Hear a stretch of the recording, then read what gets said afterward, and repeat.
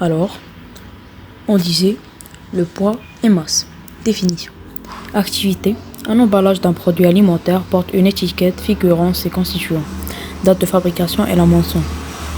Poids net 1 kg, alors que le kilogramme est l'unité de la masse.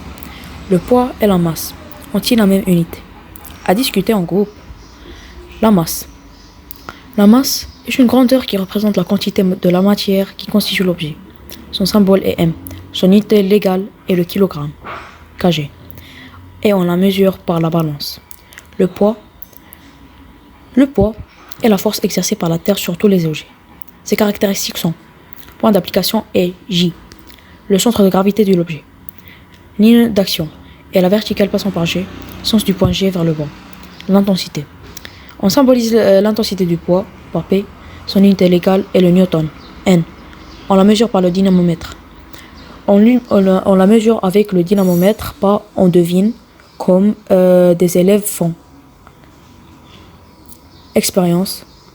On mesure la masse de différents objets avec la balance et leur intensité du poids par le dynamomètre, voir figure ci-après.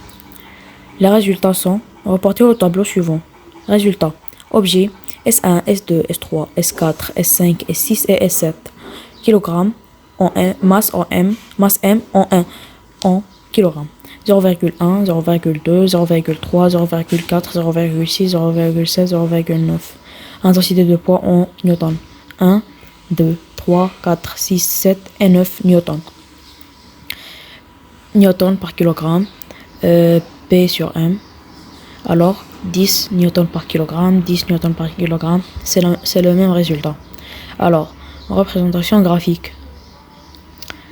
La représentation graphique de l'intensité du poids, fonction de la masse. On choisit pour l'axe des abscisses l'échelle, un carreau représente 0,2 kg en masse. On choisit pour l'axe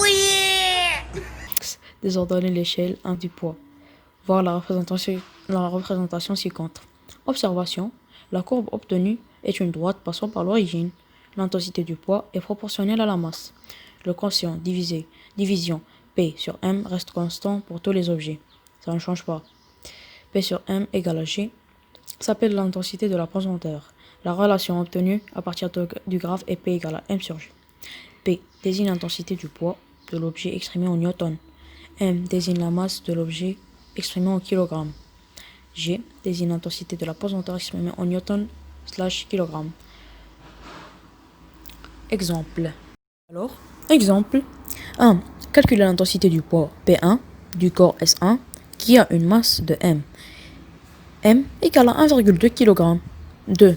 Calculer la masse M2 du corps S2 qui a une intensité de poids P2 égale à 700 N.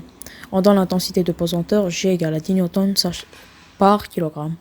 Calcul de l'intensité du poids P1 du corps S1. Pour le corps S1, on a M1 égale à 1,2 kg et G égale à 10 N par kg. On sait que P égale à M fois G, donc P1 égale à M1 fois G. Alors, P1 égale à 1,2 kg fois 10 N par kg. On obtient P1 égale à 12 N. Calcul de la masse M2 du corps S2. Pour le corps, on a P2, 700 N, G égale à 700 N par kg. On sait que P égale à M fois G, donc M égale à P sur G. Alors, M2 égale à P2 sur G. Donc, M2 égale à 700 N par 10 N par kg. On obtient M2 égale à 70 kg. L'intensité de la pesanteur. L'intensité de la pesanteur J varie selon le lieu et selon la hauteur. Variation du lieu. Différents lieux. Pôle Nord, Rabat, Équateur, Dakhla. Intensité de la pesanteur G en newton par kilogramme.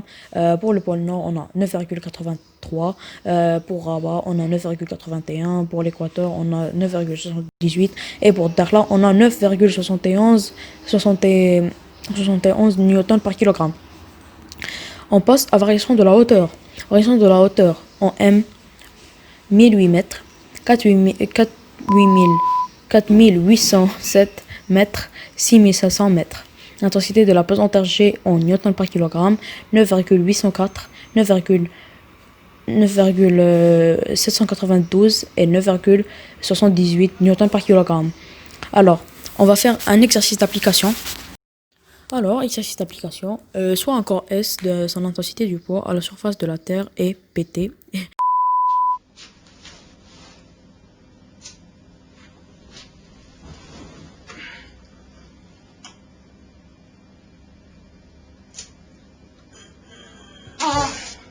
égale à 100 et égale à 1000 newtons. Calculer la masse du corps S. Calculer l'intensité du poids du corps S à la surface de la Lune. On donne l'intensité de la pesanteur à la surface de la Terre. Et GT égale à 10 newtons par kilogramme. L'intensité de la pesanteur à la surface de la Lune et GT égale à 1,63 GI ou la G1 égale à 1,63 newtons par kilogramme. 1.